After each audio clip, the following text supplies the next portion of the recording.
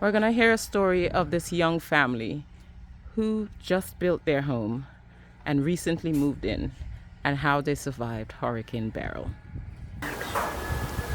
Okay, first of all, let me say good morning, and it's actually a pleasure to be alive this morning. I must say thanks to God Almighty for giving us the opportunity where we can be here and take a breath of fresh air again. All right, my name is Leroy Mitchell. Here with me is my family, and this is my wife, Zonysha Mitchell. Mitchell.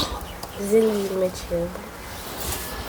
All right, so this is where it all happened. We were able to survive Hurricane Beryl.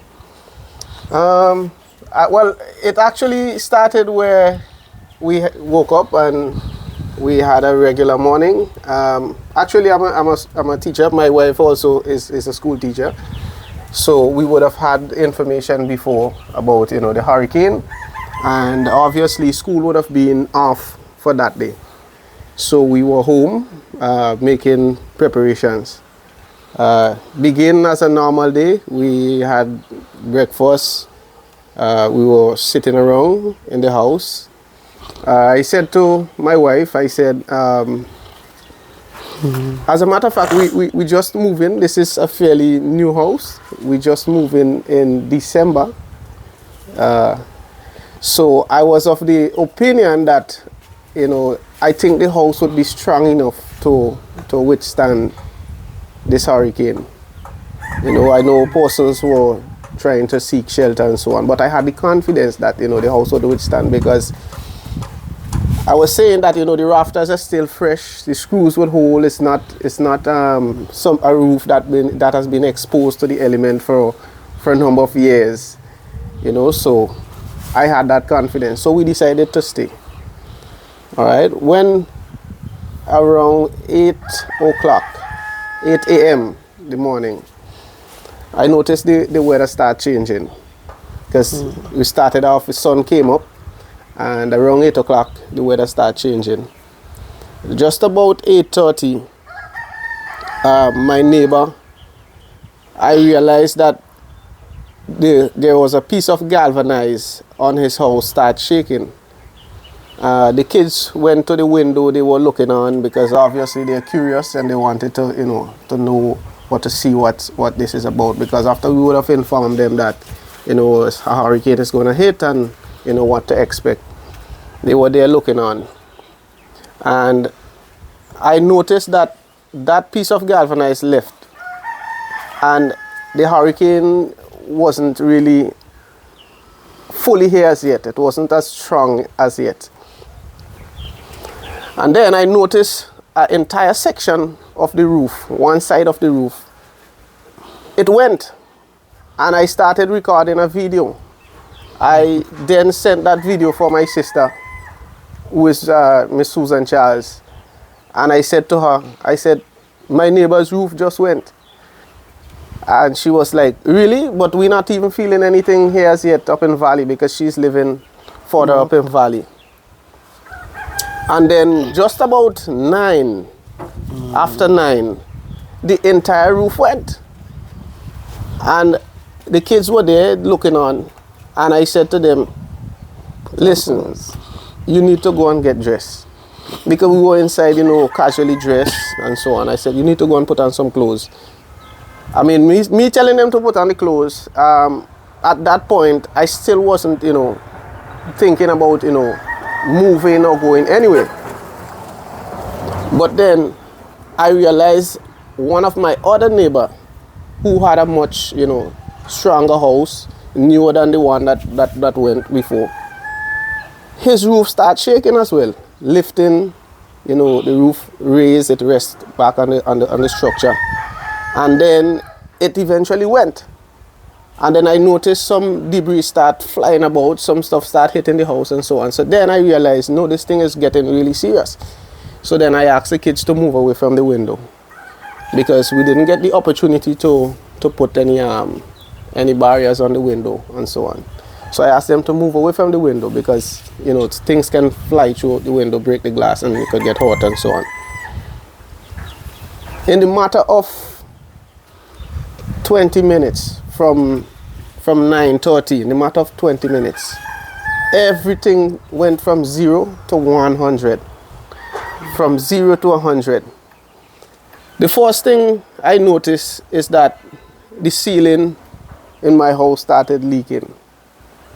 All right, so if we take a look inside, I'll show you what's going on.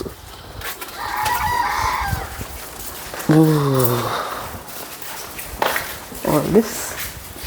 All right, so if you look, you'd see that most of the ceiling is down, and the ceiling is made from a PVC material, and most persons would seal with the sheetrock, but I decided to use a PVC material. So the first thing that I noticed water start dripping on the inside. So it was dripping through the PVC joints. And I said, okay. Then the dripping became heavier and heavier. So I took this broom and I started sweeping water. Trying to get water outside.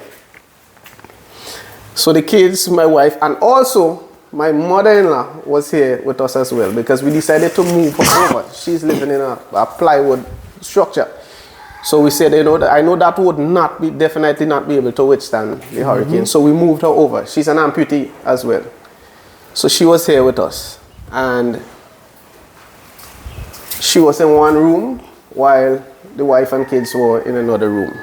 So I started sweeping the water, and as I sweep the water out, more water came in.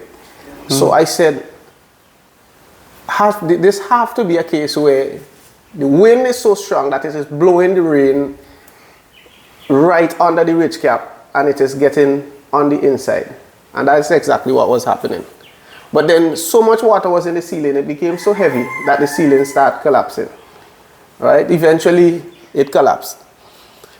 At that point, I was there and I was like, okay, there's not anything much that I can do, so let me just leave it. So I left the water, you know, keep coming in and so on. But then, a strong wind came and blew the front door open because we had bolted the front door, bolted in the top, bolted in the bottom, and turn all the locks. We have 2 locks on the door, turn all the locks and keep it there. So it pulled the front door open and the wind got inside and it blew the kitchen door open as well. So this door was also open. And then I was outside here and I was struggling with the door to get it back in. Alright, so eventually while I was trying to get it in, the wind shifted a bit and it blew the doors back in. So I was able to hold the both of them, bolt back the top, bolt back the bottom. And as I turned the lock, it blew it open again. And at that point, Zoe came out of the room, which is my wife. She came out of the room and she realized I was there struggling with the door. The kitchen door was open while I was struggling with this one. While we were here, she came and she held on to the one to the right. I held the one to the left. We were able to bring it back in. But the wind was so strong, it pulled the door out of her hand.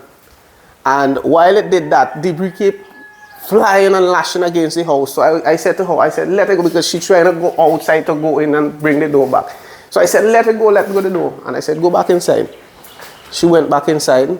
And before I could bolt this one, it ripped this door off, went with it. And I said, okay, well, I can't do anything. So I left this one as well. It pulled this one off. I ran to the kitchen door because those were still on. And I was able to get that one closed and bolt back in. At that point, the rain and the wind was so strong. The room that my mother-in-law was in, water was flashing under the windows and getting into the room. And the amount of water that was dripping, we had to move her from that room. So we moved her from that room and we moved her into the room where my wife and kids were. So now everybody was in that room. Then I heard a bang.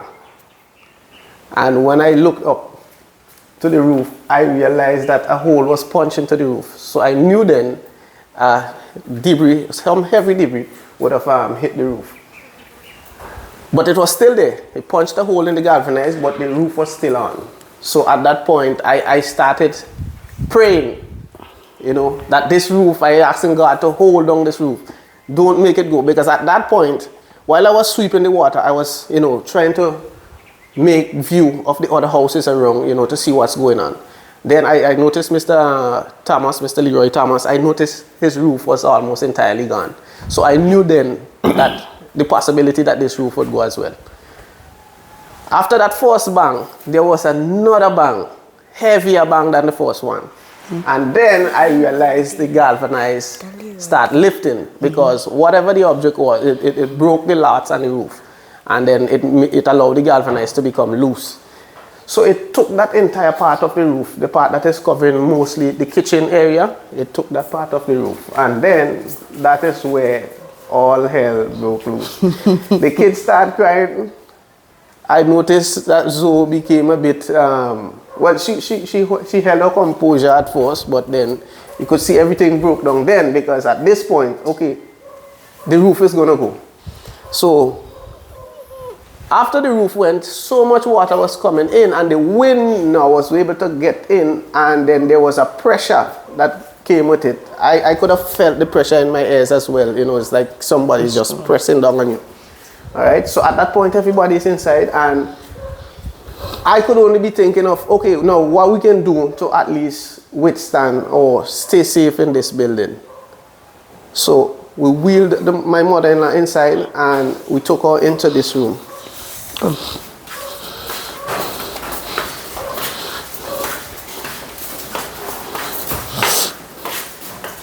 See what here. All right, so this is our room here, and I wheeled my mother-in-law inside here with my wife and kids. And at this point, because that part of the roof went from the kitchen and the wind was getting inside, I noticed that the entire roof was like moving up and down, and it was trying to lift the rest of the roof off the building. And the only thing that I could have think about, you know, as a form of protection was to take the bed and jam it against this wall. So I threw the mattress off the bed. Zoe assisted me. We took the bed and we leaned it against this wall and form like an angle with it, more or less like a 45-degree angle.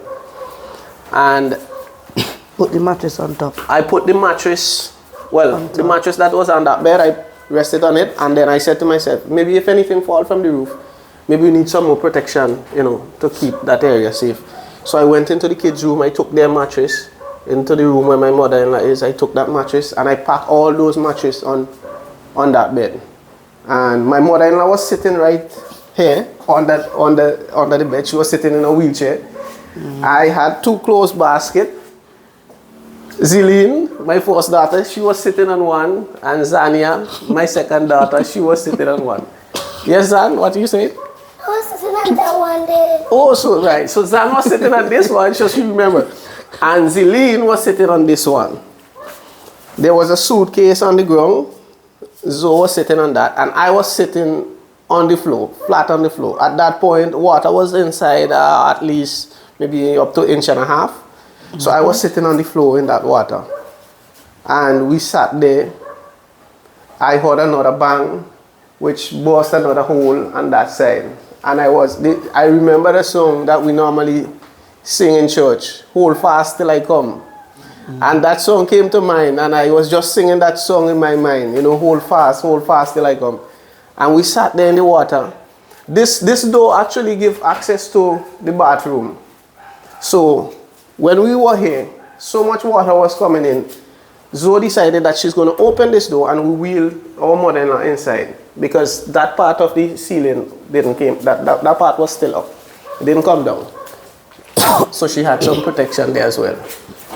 All right, and then we stayed here and held on to that bed. And at that point, we keep hearing debris hitting all over the house. Bang, bang, stuff hitting all over the house. And we held on there, held on. And I was like checking the time every minute, because I had my phone in my pocket and I was checking the time, because I know when I read the information, it said that, you know, it would last at least 3 hours. And I was checking the time, I was checking it. It's like I was checking the time every second. I'm checking the time. And that time was like in super slow motion. Because I was like, why the time not moving? We need this time to go, we need this time to go. You know, and eventually, while I was holding on to the bed, I noticed I start dozing away. Start falling asleep. And then I heard a voice outside. Mitchell, Leroy. And when I wake up out of because I started dozing, kind of wake up out of that. And I came out. There was just a little space for us to pass out from under that bed. I came out, and when I looked in the living room, I saw Susan, Giacomo, what the boy name? Your cousin, Alwyn. CJ Alwyn, and her 2 dogs came down looking for us. Alright, because everything eased down at this time. So she came down and was making sure that we are okay. And then after that, Fumbe came up because he was coming to check on us as well, and Susan, to see if everything was okay. And then they took my mom and pushed her up, and Susan took the 2 girls and ran up with her while I was looking for clothes to keep them up in Valley. And that is how I would not like to relive that day again, the 1st of July 2024. So that's an experience. My mom was very strong because when I started working out, she said, "You relax yourself." I'm like, "Mom, you're crazy, Mom," because I'm thinking, you're amputated. I can't lift you because you have size. I have 2 daughters. If it's me and Leroy alone, we can run. But if anything else happens, what is going to happen to her? What is going to happen to Z and Zan? And I was telling Leroy, when the roof going down and up, I said, like God finger, index finger was just on that part of roof. They're keeping it down first because honestly, I was really scared. I was on the bed first and I wanted to cry. And he's like, no, you can't do that. Don't break down now. Because I never experienced this before. Because hurricane coming, yes, I let some person's roof will go. But I wasn't expecting this at all. But when Susan came and I went outside, I didn't know that the place was so destroyed. I was like, Leroy, seriously, this is it? Look at, when we start walking up and I look over, I saw Mr. Williams, I saw Tessie, I see Jawacha and I'm like, wow, everybody roof just go. I'm like, but I'm thankful for life. God has kept us through it, and we are here today to testify how good He is. Some people do not believe in God, and right now some persons can't wait till church open to come to church, and I'm so happy for that. Yeah, so I had the opportunity to experience Hurricane Ivan. I think when it hit, I was around 14 years old.